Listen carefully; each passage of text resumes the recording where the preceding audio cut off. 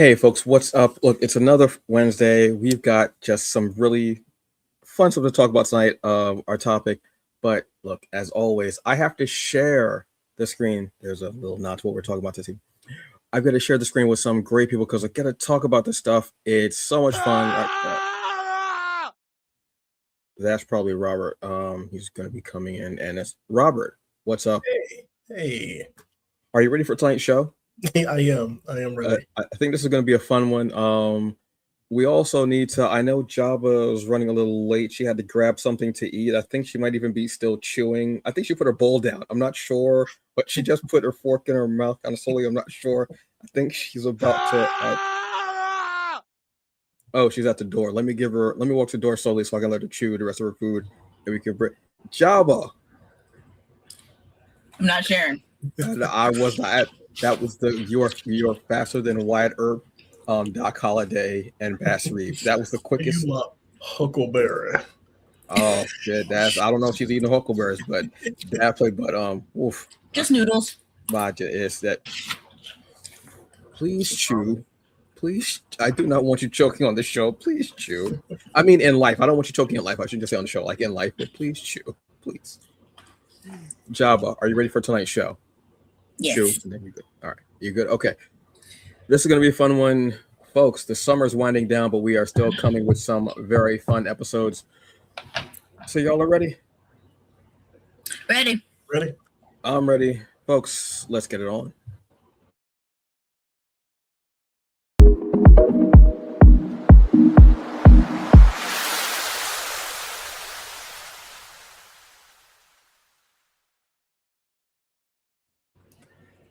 So, folks, wow, it's starting to get hot, and I hate that. But folks, welcome to another episode of the Summer of Geek series presented by the Hungry Bleak channel. Look, we've been having a blast this summer. We're having great topics. We've had some really fun guests. I think we have all probably sweat about maybe 5 pounds of water weight on the show because it's been just nasty out here. Global warming, what's that? Obviously not. Red states. So, look. We've got a great show, but let's start with the introductions. I am Antonio Pomares, aka the Hungry Bleak, the hungriest man in the room. What's up? It's your girl Job 10 trying to finish her dinner with her blue Gatorade. Yeah. And I am Robert Jeffrey, also known as Rob the Writer. Oh my god. Oh, so she does have something blue. It's not blueberry. Well, I guess it could, like, I don't know if there's a blueberry Gatorade, is there? Well, I got like the was it like the container from like Walmart where you get like the powder mix? Oh, okay. It's like the big ones, so you can make as much as you want. Oh, okay. I haven't had Gatorade in I don't know how long. I don't know, just stopped drinking. At a certain point I just said, yeah, I'll just go straight to water. Just to hell with it. Stuff for electrolytes. Yeah, like I just do that. So tonight's topic, this was yours, Jabba, right? No, this is actually Robert's. This is Robert's? I thought this was yours. Oh no, yours was last week. I'm sorry. Robert, this week, why don't you share this topic with us? I'm sorry. I'm so sorry. Let's see what you did there. So this week, I wanted us to talk about, as the title says, favorite shared universes. There's so many connected verses, in recent years, some of the popular ones being the Marvel Cinematic Universe, Star Wars, Star Trek, as you can see from the blueprint from behind. It just seems like we're getting a lot more of these than we probably might have back when we were growing up. So, the criteria that I, it has to have like more than one thing that ties into the universe of like a TV show, a movie, or maybe a couple of TV shows, a couple of movies. And also, like in one case, we have like something that spans different comic books. So, that's what I wanted to talk about, and suggest things that most people probably don't think about when they think about connected universes or shared universes. Because, like I said, normally most people automatically go to like the MCU. But there's a lot of stuff out there, to talk about. So, just wanted to bring the topic up and have some nerdy fun. So, yeah. So let's start with it. Robert, what's your first choice for one of your favorite shared universes? So strangely enough, this is going to be off the beaten path. The Has Fallen universe. I I don't know why. Like a couple of years ago, I got obsessed with the fact that there was a connected universe for the Has Fallen verse. At first, it just seemed kind of weird, but then the more I kind of looked into it, it was just like it's an action movie franchise, so it makes sense that they would try to grow it as much as possible. So, if people aren't familiar with it, the first movie in the universe was Olympus Has Fallen, and that came out the same year, I think, as White House Down, which was the movie with Mhm. Channing Tatum Yeah. and Jamie Foxx, and basically both movies, Olympus Has Fallen and White House Down, have this um, blueprint of Die Hard at the White House, and in Olympus Has Fallen.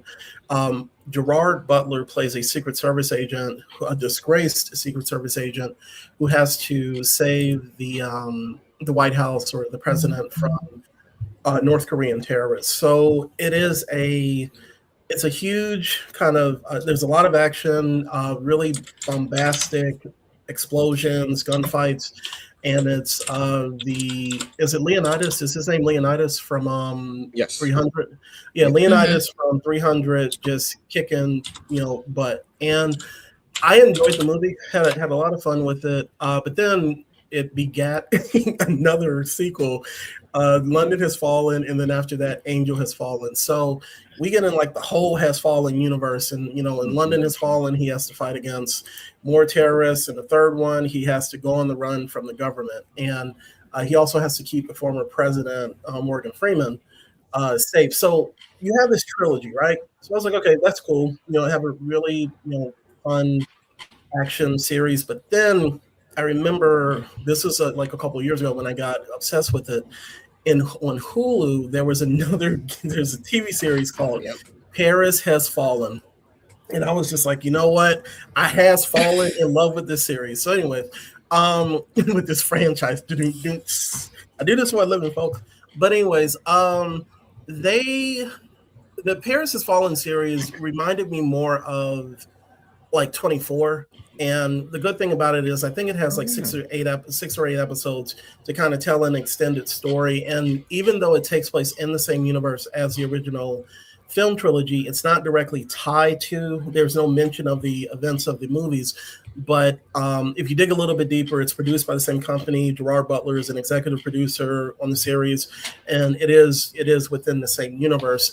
But it still keeps that same template of two operatives or agents fighting back against conspiracy or terrorists. And then, like I said, it's another action thriller series. And if you're a fan of, I say shows like 24, there's a show on Amazon. I'm forgetting the title of it. Citadel. Or if you're a fan of Citadel or Lioness, Paris Has Fallen is really, really good. And so definitely worth checking out. And the thing that I love is that it actually uses Parisian actors, from the area. So it's not like Gerard Butler coming in with a bunch of other American actors. They actually are using talent from overseas. And the show is really good. I call the film trilogy just popcorn action fun, which can be kind of goofy at times, but Paris Has Fallen is actually a well-written and directed and really kind of deep at times action adventure series. So I highly recommend that. And there's apparently a second season of that same cast coming out called Apollo Has Fallen, and that is coming out I think later this year. So all that to say, with those three movies and let's just say two TV series, because they're giving the second season a different title. That's the Has Fallen universe. So if you're a fan of action movies and shows like 24, I highly recommend it. The film series is definitely something that you can kind of turn your brain off and just enjoy, like mindless action, and just have some fun with it. But I actually am enjoying how they're growing things, and it's something that's new. And there's another movie that's supposed to be coming, but it's only been announced. But but that's my first choice. Awesome choice. Yeah, I'm a fan of the series. I haven't watched the I should say I'm a fan of the franchise. I haven't watched the series on Hulu, but I know about it. Yeah, but I've watched it. I actually watched Angel Has Fallen in theaters. I want to say. I think I saw that in theaters because I wanted to see something in theaters, and I think at that time I had AMC Premium Plus, whichever it is, where I got 3 movies. I was like, I'll go see that, and it was fun. And I like, and the beginning scene is cool because of the drones that come in, which is actually kind of cool. Yeah. So that was awesome. Jabba, what have you got for your pick? Okay, so my first pick is actually American Horror Story, like the universe for it. So pretty much every American Horror Story, like every season is different. So you can watch it like in whatever order you want to, pretty much. But there are certain connections with certain characters throughout the seasons that connect within each other, which actually makes it cool, and then makes you want to like rewatch the entire thing from season 1 up until I think it's season 9. Because the last 2 I really don't count because they weren't like the greatest. Because like for example, season 3 was Coven, and I think that's still like one of like the best ones ever because that one had like Angela Bassett, Kathy Bates, Jessica Lange, of course, who's a regular on the show, Evan Peters, Emma Roberts, to name a few, and it's all doing about like witches in I think it's Louisiana. No, yeah, Louisiana, right? If I remember correctly. Yeah. So there's a tie between that and season 1 of which is Murder House, which it states it in the name. Everybody gets murdered in a house in different times, of course, and that also ties into the Apocalypse, which is like I think like season 9, and then even just in general, like the universe is so big where they connect sometimes real life stuff into their show. Although not trying to be too political, but it was kind of touchy when they did the season of the cult season. It was during the 2016 election, so that was kind of like off-putting. But then they also spin off to American Horror Stories, where they're like each episode is a different story, but they do tie base back into the main broad American Horror Story franchise. And then I think now they're gonna come out. I think because they were talking, I think for like the next season, where they're gonna have some of the cast from Coven. So Gabby Sidibe, Angela Bassett, Jessica Lange, Ariana Grande. I think who else is Kathy Bates. So trying to see how that all unfolds into it is going to be pretty cool. And I would say if anybody wants to watch it, go watch it on Hulu. I would say definitely watch season 3 first because that's like still one of my favorites to watch firsthand, and then watch the other ones going forward. And then also if you don't want to like relive 2016 due to like real life events, and they do make a warning for certain episodes. I think it was like when we had like the clown situation and the crazy mass shootings that we had going on that year, they do give a warning for that. So if you don't want to watch that one, that's totally fine. You can always skip it. That I remember when the first series first came out, watching Murder House, and I was like, oh, okay. And it was so wild. And I kept thinking that it was just going to be like just a continuation every season, but it became this anthology series, and having like the same, or like mostly the same troupe of actors working in that series, playing different roles. I thought it was one of the best things out there. Was a huge fan. I stopped watching just because he's a lot. There's a lot of times, and at a certain point I realized that in every season there was some manner of sexual assault, and I was like, yeah, I'm just going to chill on this for a minute. Yeah, which is why I think they stopped. Well, as far as I know, they stopped from what I was watching, but every episode there was a sexual assault, and I was like, all right. Like there was one that was, they're all egregious, I should say, but there was one that was just, and people were like, it was within like the first 2 minutes, people were like, why is this even here? Why, what is happening right now? This is how you're starting it off, which was the Hotel Cortez episode. Oh yeah, that was season 5. And just to give you guys an update, they're going to be at 10. There are 13 seasons actually, and that will release in September the 24th of this year. I would say like the only is like the last one I would still keep in time. If you watch like seasons 1 through 9, because I'm looking at like the Wikipedia page, are pretty decent. NYC was mostly dealing with like the AIDS pandemic back in like the 80s. So there was one called NYC. NYC, yeah. Like, this is how far removed I am from it. Because once Yeah. stories start, I kind of like walked away from it. I was like, this is a lot. You give me a different, like, it was just too much for me to watch in general. Yeah, no, I would say like after like 1 through 8 are definitely have like connections in their own right. 9 was like, I don't want to say homage, like, like the 80s slasher movies, but there was also like, real life people like they portrayed from that that era. But NYC was definitely like during like the AIDS pandemic for New York City underneath like, the LGBTQ community. Double feature wasn't really the greatest in my opinion. And Delicate was just some, and I'm disabling some random ass shit. Where with Kim Kardashian and yeah, that's enough for me. That's all you had to say was forgot. Kim Kardashian. Actually, any Kardashian, come to think of it, and anything would have been good. Well, there was the Coven. The season with Coven was the one with Lala Ree, right? Yeah. Okay, yeah. So that was the one I think that I saw maybe most of, and then the one where it seemed like they were crossing over a lot of elements into, and I can't remember what, but and my wife is a bigger fan of it. But whenever I've checked in with it, I've enjoyed it. I mean, I like the fact that it's like stylish horror, and whatever my gripes are with the creator, it's one of those things that's a long-lasting horror franchise that people keep coming back to. Yeah. Yeah.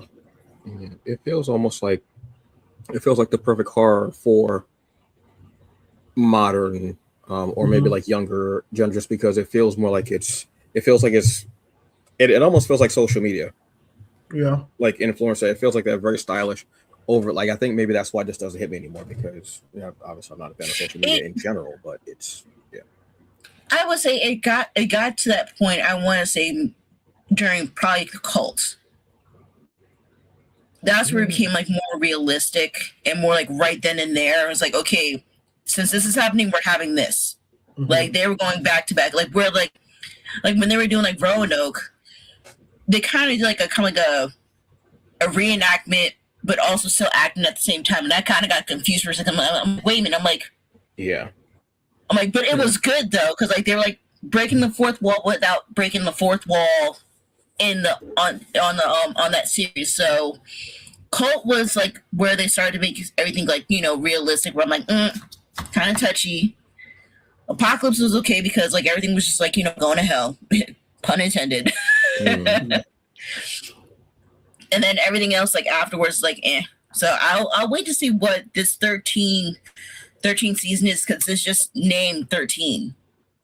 Oh wow. Okay. Well, it could just be named 13 just because 13 is that number. So it could be just be called that. That would be, if they just left it at that, it would be cool. Just leave it. Just go with something simple, which is what I hope. But that dude doesn't do simple. That dude does the most wild mess possible, which is there, But yeah, it is a very long running franchise. So congratulations to them. The acting troupe that's a part of it is always really good in whatever role they do. So awesome, good for them. For me, mine is General Hospital. Now, I thought we were doing pictures and stuff popping up, so I had pictures set up. Okay, but more just like that. Oh, my bad. No, I got it. I mean, it's like if y'all want to pop them in, pop them in. That's cool. Excuse me. So yeah, General Hospital. Okay, so General Hospital is the last of the remaining ABC soap operas. Now, y'all know I'm a big soap opera head. Growing up, having to go over somebody's house, you was watching Price is Right. You was drinking ginger ale. You was eating saltines. Like, you was watching. You knew the stories. You knew how much the woman who was watching you hated the Kyriakis family. You knew how much Victor Kyriakis put that woman through it. She was mad. The Quartermains, everything. So on ABC is my particular home base for soap operas. Now, General Hospital is the last one to remain, like I said. But the thing about it is that General Hospital has incorporated a lot of other characters from Cool. One Life to Live, All My Children, Oh, uh, okay. Loving, what have you. Now, one time, Port Charles was the direct spinoff of General Hospital, and it dealt with people that were in the hospital. It dealt with like the doctors and everything like that. And it went off into like a more of a supernatural, almost a Buffy the Vampire Slayer kind of vibe. They had vampires on it and everything. It almost reminded me of Baywatch Nights. It went that route. I'm not Oh, lying, dude. If you watch it, you'd be like, "What is?" It was a mix of Buffy and Baywatch Yeah, Nights because nice. it was about like the people in the hospital and commingling and drama and everything like that. Then it got supernatural, but the supernatural part never leaked over to the main continuity of General Hospital. You never saw nothing about vampires staking people, nothing. It was just about the hospital, crime bosses, rich families, stuff like that. But they've incorporated a lot of characters that have come into General Hospital from, like I said, from Landview, which is One Life to Live, from Pine Valley, which is All My Children, Loving. They even have a place where they go now, which is Beecher's Corner, which I believe Beecher's Corner is a part of One Life to Live. I want to say they've Okay. had. I'm trying to the pub from Ryan's Hope has been in their feature as well. They've even had actors who have either portrayed the characters or actors who were part of that series and are now on General Hospital in another role. I love that feeling of seeing somebody come back, and even if it's like a guest spot or even if they're coming into that, you'll even hear certain characters' last names and you go, oh, that character has a link to somebody else possibly. So it gives them a way to bring in those characters. Like there's a character, Isaiah Gannon, who's a doctor, fairly new character, maybe about a couple years. And someone says, oh, well, I know your family. That's a direct link possibly to One Life to Live. You have the Gannons, RJ Gannon, who I'm hoping they say that he is his father because RJ was one of the most badass black characters out there. He was awesome as hell. Dude had a fly. oop, What the dude had a fly? He stole my thunder. You sorry. oh you get I somebody know gets me, noodles me, and they me. just somebody eats noodles and they start getting superpowers like they're able to lift Buicks and they just come up here stealing your thunder. I don't Well, know. I didn't know that you could take control like that. It's the Sorry. news. Wow, It's the news. it's ridiculous. Well, there's like different settings. It's Yeah. like I have to do a certain thing in order I'm for new it not to here. take off certain things. So whatever. But yeah, but I love that they do this also on CBS because I watch Beyond the Gates, and they have it where they've had characters from I want to say Young and the Restless Mhm. on a couple of times. So I like when they do this. They have the cross universe, you bring in other characters, and it also helps people to say, "Oh, I like that character. What show are they on?" Then you go check that show out, and it kind of spreads out. And you have actors are all over soap operas. They'll be on this show, then they'll leave for a bit, and they'll go over here, and they'll come back. So I love it. So your General Hospital, but always look out for characters like that. If you're able to watch some older stuff, go check it out. Port Charles, I think for the first few months, it was just about the hospital. Then at a certain point, I forgot what point it was, because I used to. This was I think it wasn't when I was in high school, just after high school. I would watch The View. Don't judge me. I'll watch The View, and then this would come on, and it was only a half hour. And when it got supernatural, I was like, uh, didn't somebody just have to do a thoracic like heart surgery, and now we talk about steak and some like vampires. Like, what is going on here? It's And it amazing. was at a certain point I stopped watching because I just couldn't take it. I hate it. So yeah, for me, like I said, uh, General Hospital is just a series that I always truly enjoyed. So yes, there we go. What's your next choice, Jabba? Sorry. Sorry. Sorry. I'm My bad.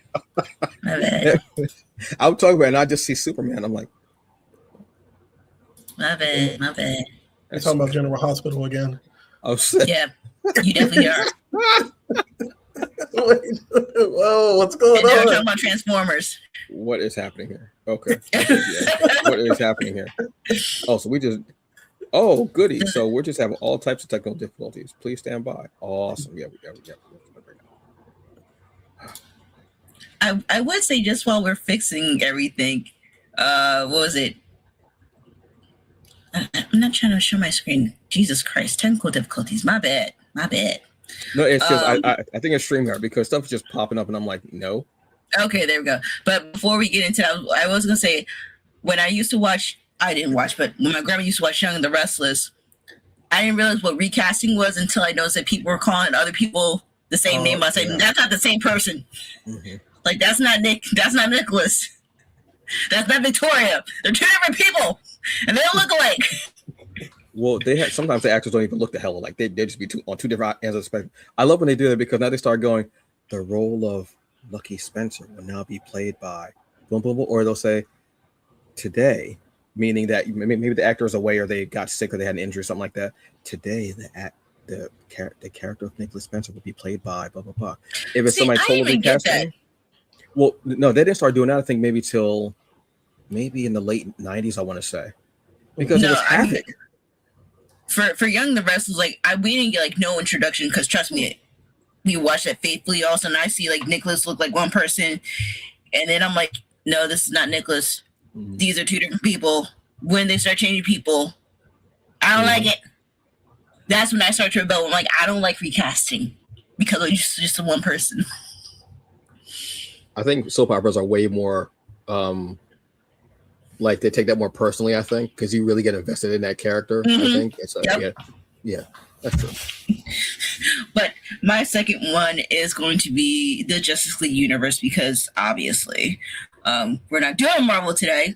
We're doing DC, and I would say, I guess from like watching the Batman animated series and the Superman series were like those like the main two that will pop up, and especially when they start to do their crossovers with each other, was like, okay, I enjoy their episodes. Like I said, I want to see more of them.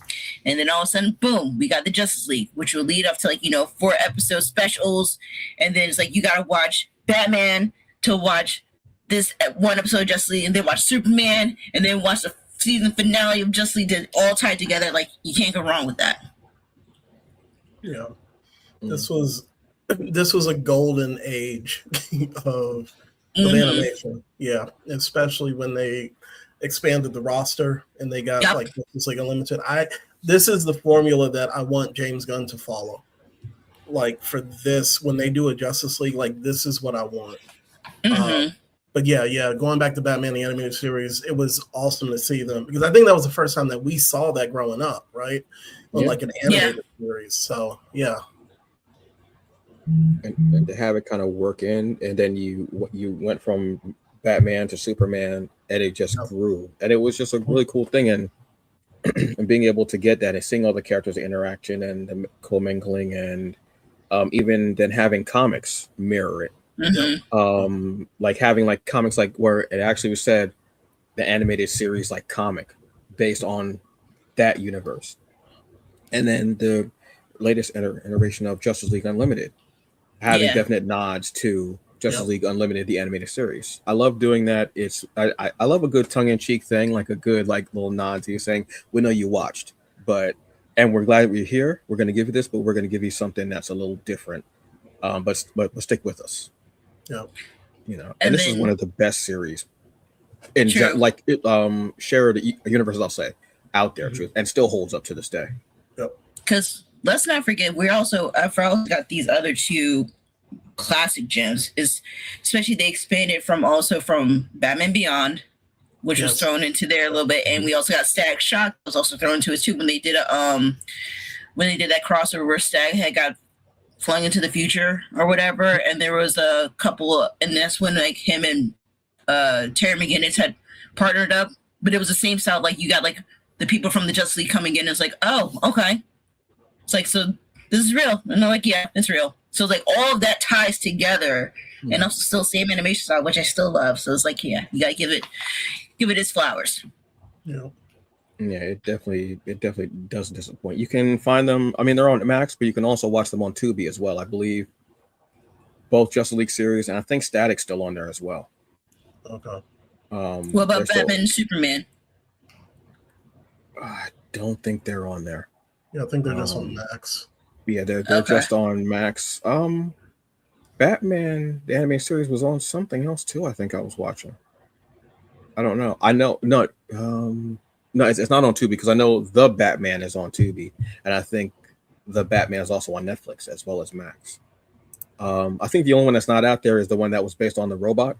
The Zeta Project. Yeah, we're good. We're Well, good. I don't think I know of that one. You're good, Jabba. You're good. It's I think it ran for like one season. Before I forget, Yeah. one animated movie which ties directly into this universe is Justice League. I think it's called The Fatal Five, and it has the same art Oh. style. And the thing that I love about it is that they introduced Jessica Cruz into Jessica Cruz, one of the Green Lanterns, but it's still set within this universe. But I know that they've had animated movies that have branched off of this, but that was probably the most recent one that I think is still set in this universe. Okay. Yeah.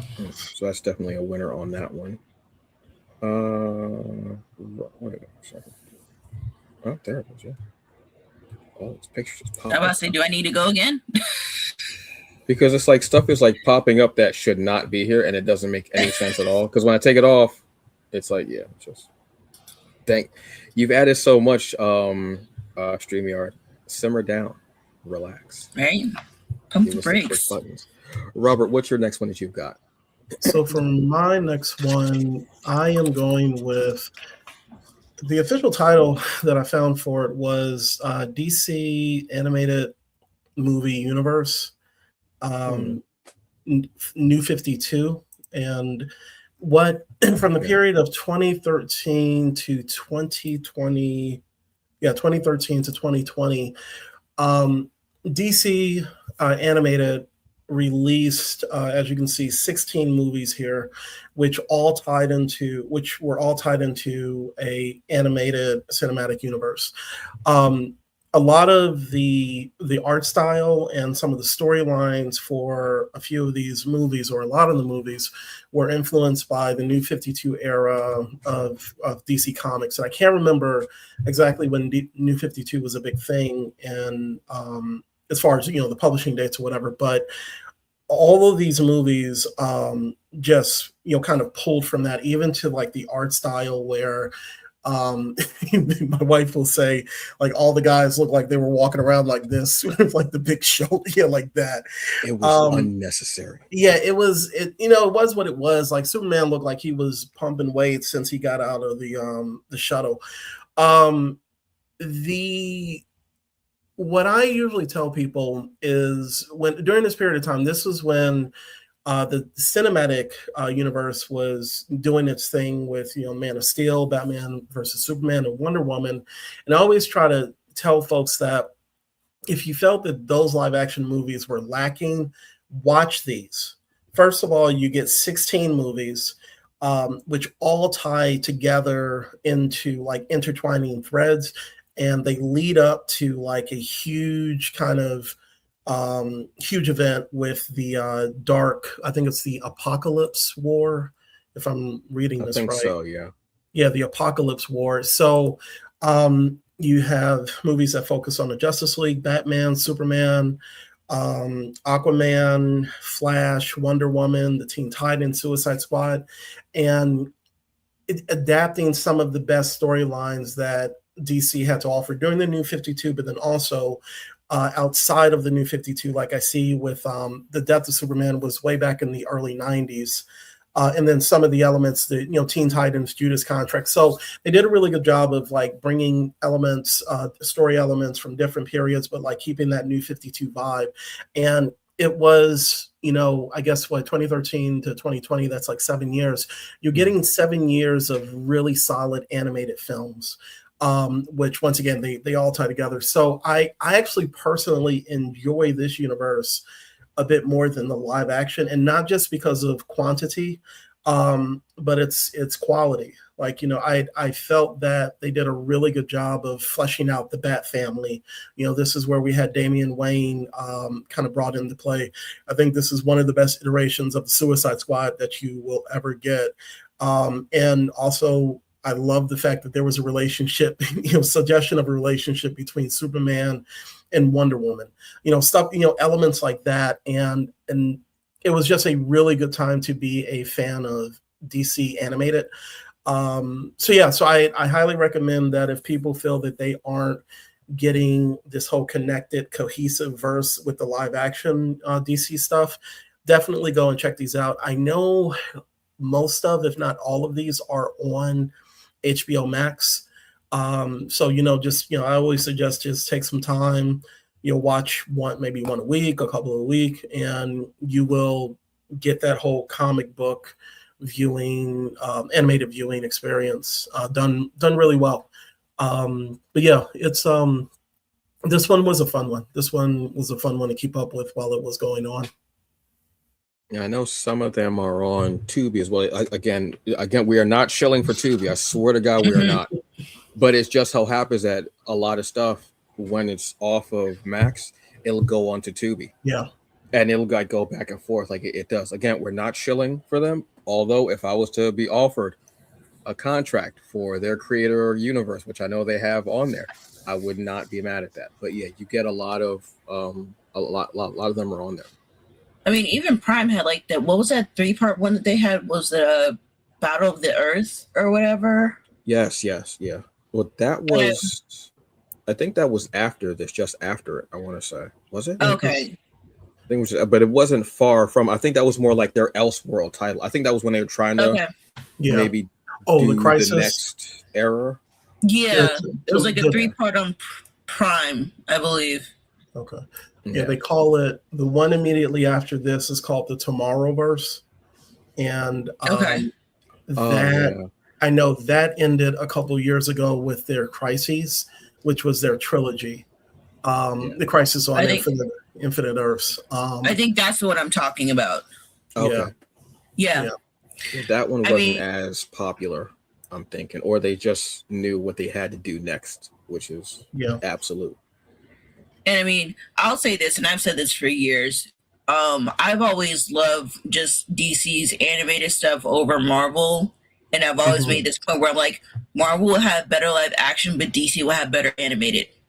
And I'm like, nobody can really fight me on that because like they know it's true. Because I remember, I think I was at like Comic-Con one year, and somebody was talking about like, oh well, Superman's better than this. I'm like, have you watched the animated stuff?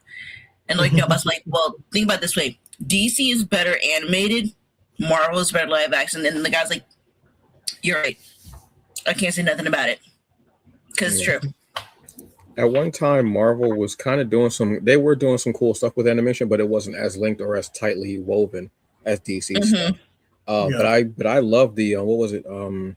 The like the Hulk versus like double feature where it was him versus Thor and him versus Wolverine. There was the one where it was Weapon X and Wolverine. Like they did some decent stuff, but they didn't take it as far. But DC's always had that, which I think is great. My next choice is, as you've probably already seen, is the Energon universe. So the Energon universe started out, I'm trying to think of when it started out, and this thing has grown massive. It started a few years ago. Robert Kirkman over at Skybound Entertainment, when IDW was about to lose the license for Transformers and G.I. Joe, which had already been kind of this a shared universe for the two of them, they snagged it up. And Robert Kirkman, obviously, you know him from his huge hits like Thief of Thieves, Reaper. No, I'm just joking. Nobody knows those titles. I hate that. Invincible, Walking Dead. He's brought all these together. But it started, now he said, okay, I'm going to bring G.I. Joe and Transformers together. We thought it was just going to stop there, but there was a series called Void Rivals, which is where it all started. This is an original project. I read the first issue. I was like, okay. About 4 pages into the first issue, I said, wait, that ship looks familiar.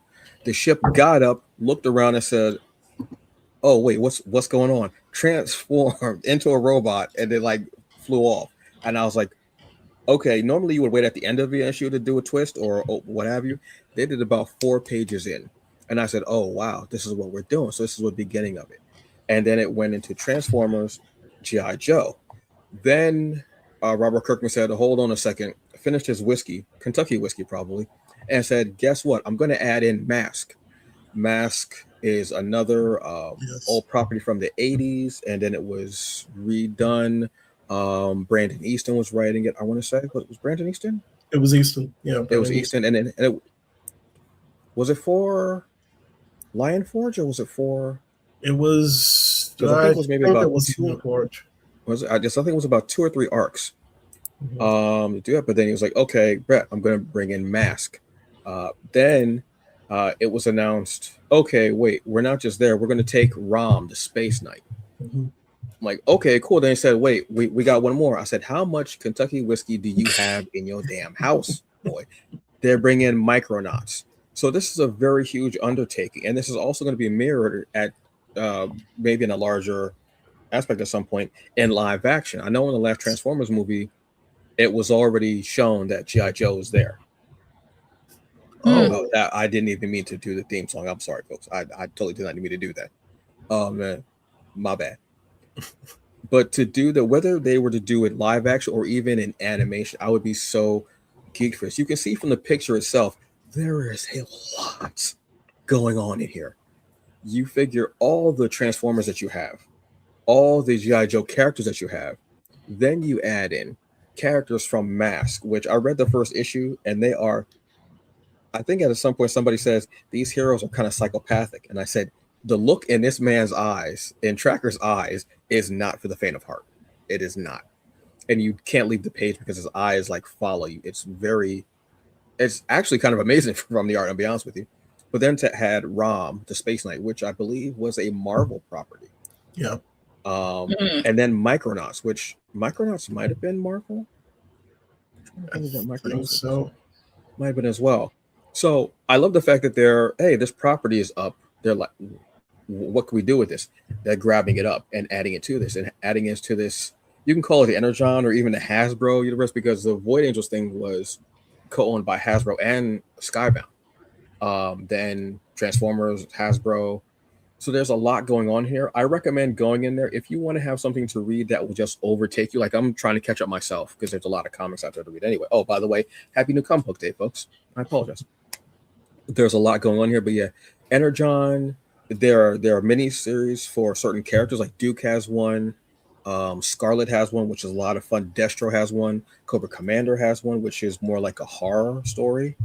Nice. Even go check them out. They are a lot of fun. I recommend the Energon universe from Skybound Entertainment. There's a lot going on, and if you're an '80s kid, you're like older, like my age, you will definitely go, oh wow, and you'll be introduced to new stuff you haven't seen in years. So go check it out, please. All right, Robert, what's your next one? So my next one is the Conjuring universe. The funny thing is about each of the selections that I made today all started in 2013. Go figure, like the first, the first iteration. Yeah, yeah. I did not realize that was the thing until I started looking at the dates where each of the first of the franchises, or at least the shared universes. But Conjuring universe, everybody and their mamas know what the Conjuring is. It follows the well, it started with the first movie, The Conjuring, following the investigation or the supernatural paranormal investigations of Ed and Lorraine Warren. Um, and they were real life paranormal investigators. Um, Skeptics believe that they were maybe conning people, but I believe in the stuff and I think that they were legit. But Warner Brothers especially felt that their stories were popular enough that they were like, let's beget an entire franchise. So one of the cool things about the first movie is that there's an area of the first of all, because of the many years that the Warrens spent doing what they did, there's always this idea of like there are more stories to tell. But then also there is a part of their house where it's like, I call it the Ghostbusters containment. So, where they would take all of these cursed and haunted items. And when you go into this, when you see this room, you automatically think we can, there's a movie there, there's a movie there, there's a movie there. And the producers felt the same. So I know James Wan directed, and I think he co-wrote or at least wrote the first one, but he's like kind of the brain, this is his brainchild. And from the first movie, we got The Nun, which I think ran for 2 movies. Annabelle ran for 3 movies. We have The Curse of La Llorona, if I'm sorry for mispronouncing it. But then also, The Conjuring has run for, at this point, I think it's 4 movies, isn't it? Is it 3 or 4? No, just The Conjuring itself? Yeah, just The I Conjuring think itself. I think it's Yeah, I 4 think because like the last one came out A couple. last year or the year before that. Okay. something like that kind of. I remember I watched it on, I think it was like on Max when they had the last one out. Gotcha. I think it was So, yeah, Last Rites. Last Rites. Yeah, And that's what it was. yeah. And that was the one that was like in Pittsburgh or Boston or something. Oh. But yeah, so it's not represented on here. They, this, and shout out to whoever put this together because I didn't.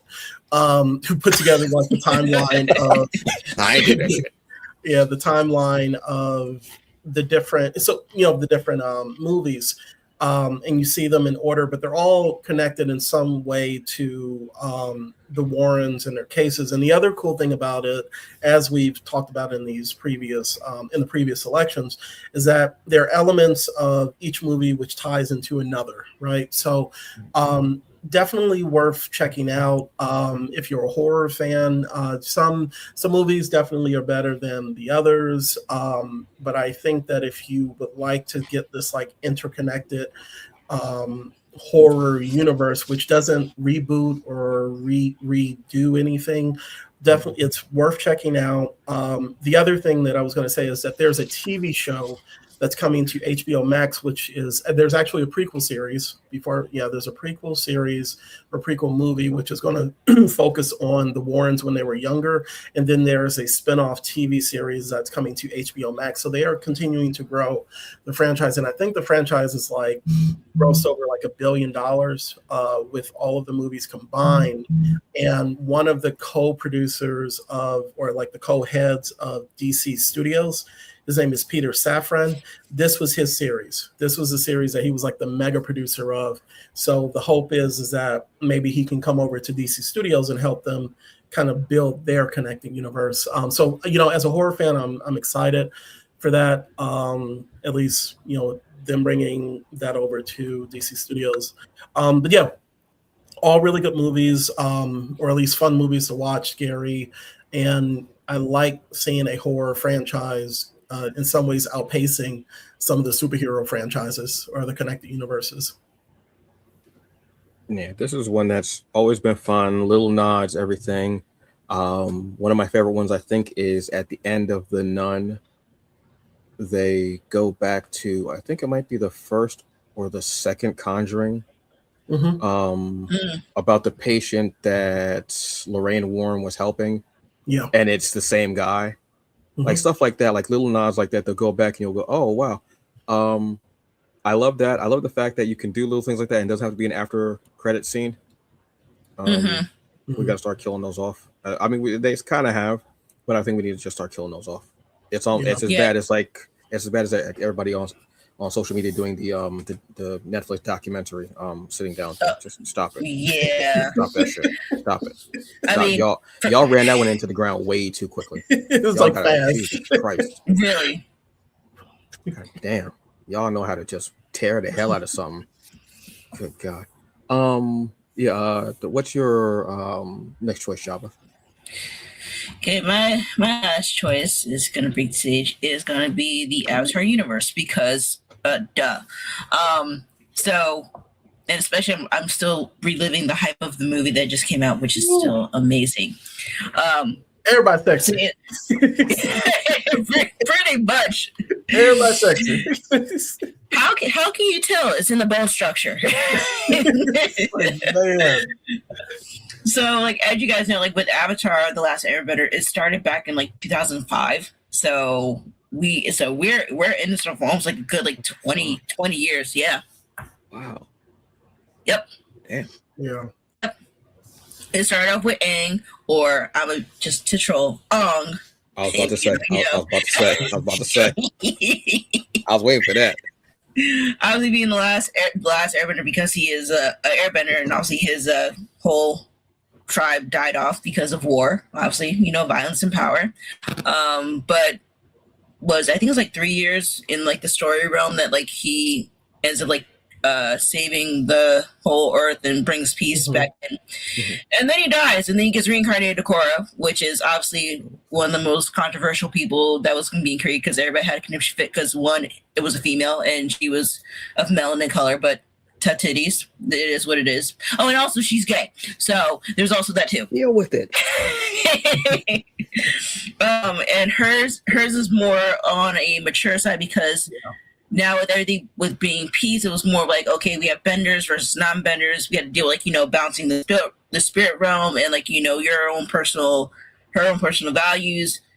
So all that ties together. It's still, this is like one like the best franchises because not only that, we got extra comics from other avatars like Avatar Kyoshi, which is mentioned in the series. We also got Avatar Yang Chen, which I still want to read because I heard that one was good because those are both based off of comic novels. And then we even have the in-betweens between Avatar Last Airbender and The Legend of Korra. Like, what happens? Like, the infamous question, what happened to Zuko's mom? We find out in the comics, so you better go read it if you want to know what happens. And then we also have the live-action series. There is a movie that's live action, but we don't count that. That's just like, non-existent. If you know, you know. But then we also have a lovely animated series that came out from Paramount, even though it got leaked on Twitter. But it's still a good watch. I enjoyed the series. I mean, I've cosplayed as Korra during like the second season, which was really good. And I enjoy it. And if you want to have like a good feel time, I will say this. If you do watch the Netflix series, remember the show was about war. So things get rough. People die. Okay? They make it a little more dark compared to the children's version that we watch as a cartoon. This is next to Star Trek. This is like my second favorite franchise of all time. It's up there with X-Men. I just love it. And Korra, between both shows, Korra is my favorite. I don't know if it's like the steampunk setting of Republic City or her kind of coming into her own as me. And I think that's a good thing that how they separated. One of the ways that they separated this from Avatar is that she's a teen and Aang is a younger kid, right? So you see her kind of go through it. And it's just there, if you want diversity, inclusion on a variety of fronts, really cool fight scenes, and just an awesome epic story.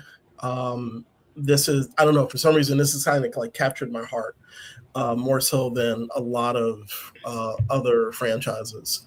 But yeah, definitely check out. I read the novels. Kyoshi is that woman. I need to finish it up. But yeah, and that's the other thing that I like is that every avatar has their different way of handling stuff. No one avatar is the same because Kyoshi will just cut necks. And when you see her background or read about it, it's different than Korra or Aang or anybody else. But yeah. This is a really good choice. Yeah, this is one of those franchises that, like, there are certain franchises that are stick around. This is one that's been around for like you said, for like 20 years. Like, and for it to be animated too, I think is a beautiful thing because it gives it longevity. Because you can do so many different stories, you don't have to worry about casting.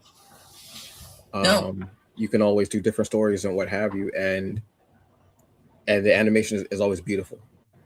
There's always this. I believe the movie was done by Studio Mir,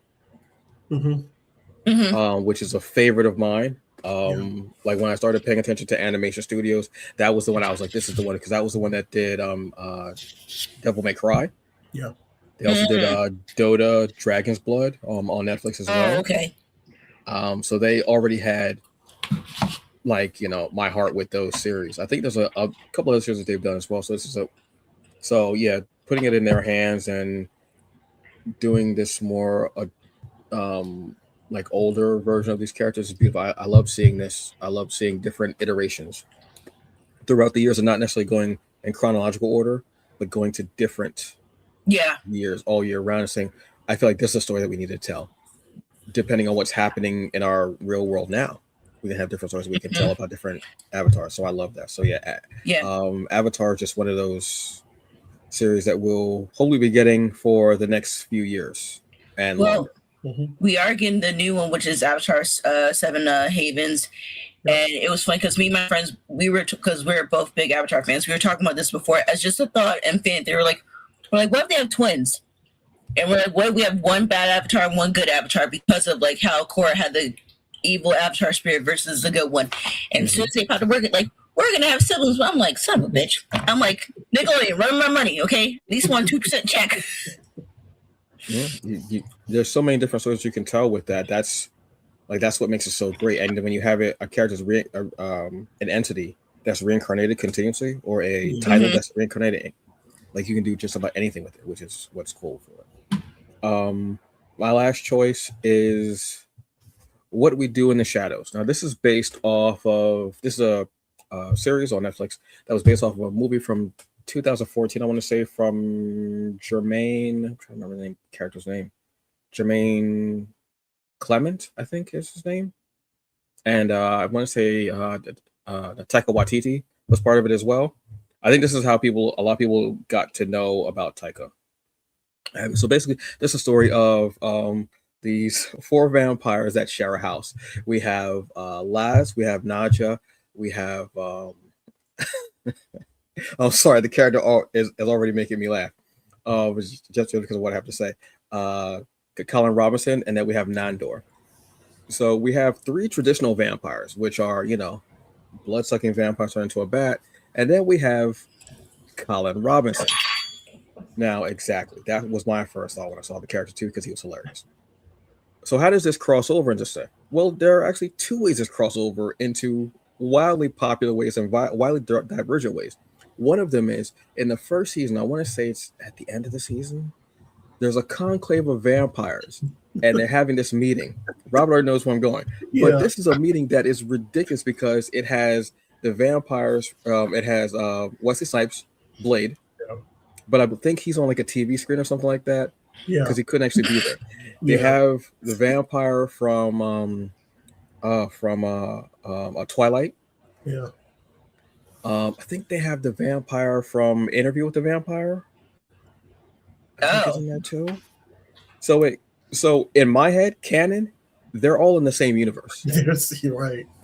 The thing that I love about it also is when people always say, "Oh, well, vampires don't glitter when they're in the sun," or vampires. You have to think of vampires like you think of people. There are different races of vampires depending on where they're from, the culture and everything. Different ways of killing a vampire, different ways of figuring out how a vampire is. There are different things. So that's why whenever someone says, "Oh, they glitter," I'm like, okay, it's not my favorite iteration of vampire, but that's how their species evolved. I always love that about vampires because I'm more of a vampire fan. So that's awesome.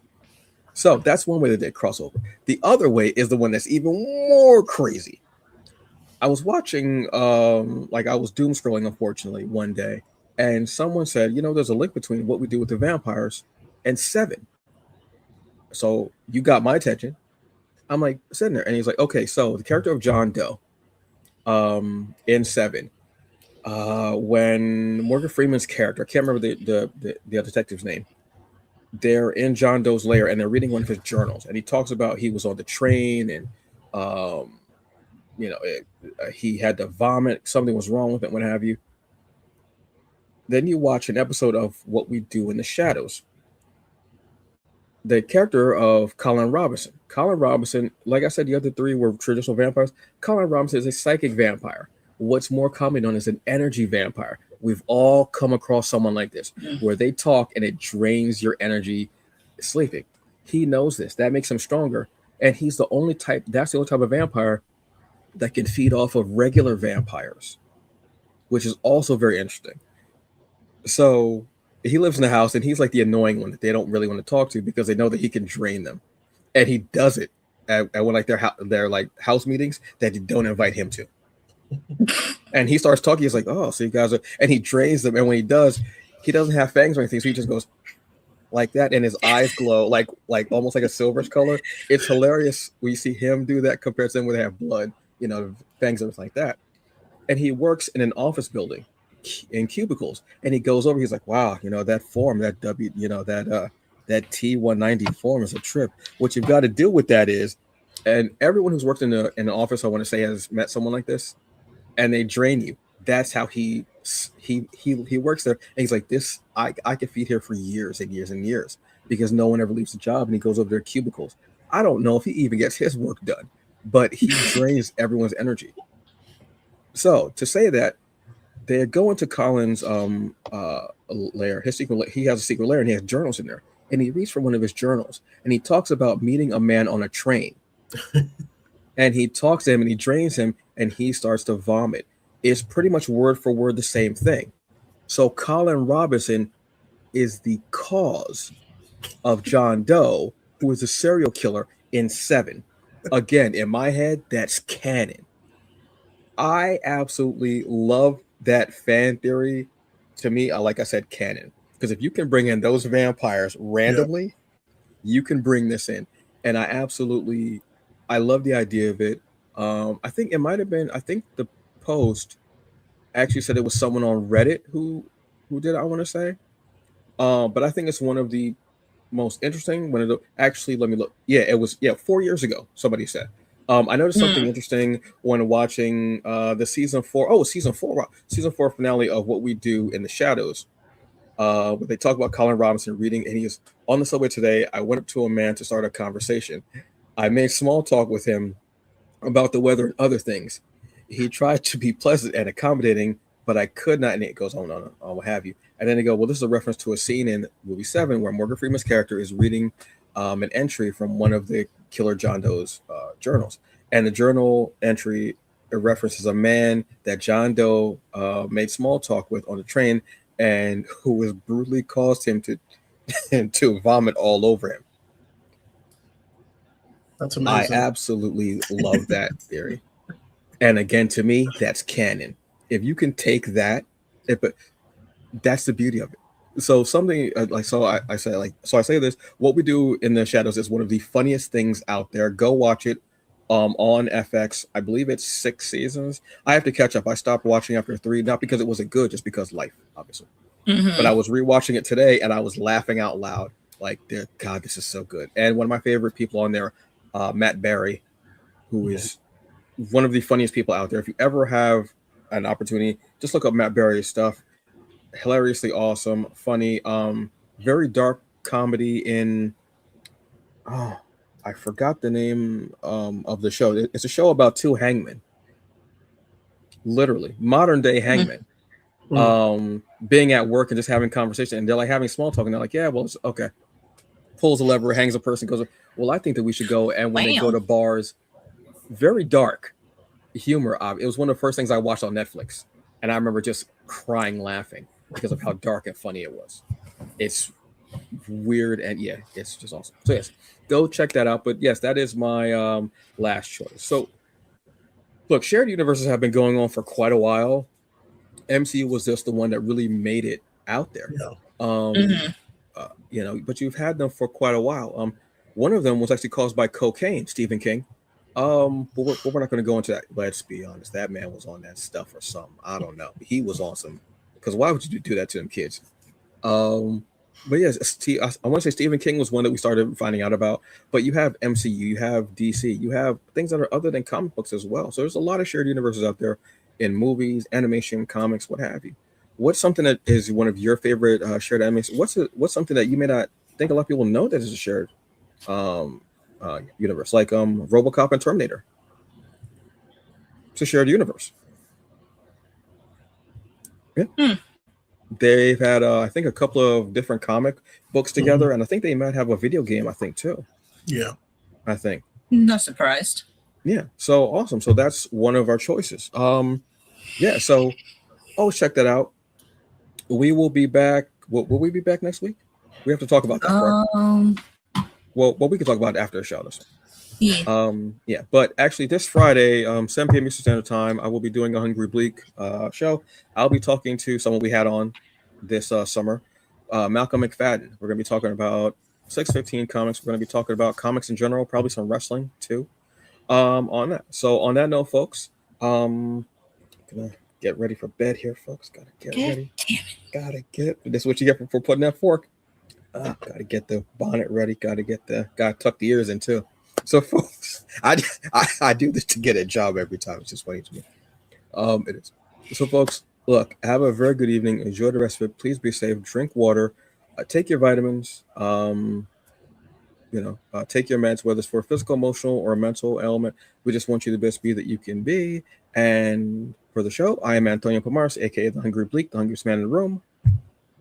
This is Jabba Chan who finished her noodles. Oh, you did? Congratulations. Yeah. And this is Robbie J. Yeah. Lit. Yeah. I don't know if I could do that in a bonnet. I don't know if I could do yeah in a bonnet. If I try to do the bonnet will catch on fire. This is crazy. Lord. I'm running around here like Ghost Rider, but not the Robbie Reyes, obviously, because why would we put characters of color in movies with MCU? So on that note, folks, I could not care less. On that note, folks, you have a very good evening. Be safe. We will see you later. This Friday, actually. 7 p.m. Eastern Standard Time. Come by and we will be having a fun conversation about stuff. And we'll see you later. All right. Yeah, that's about it. All right, peace, y'all. 2 buttons. I hate this.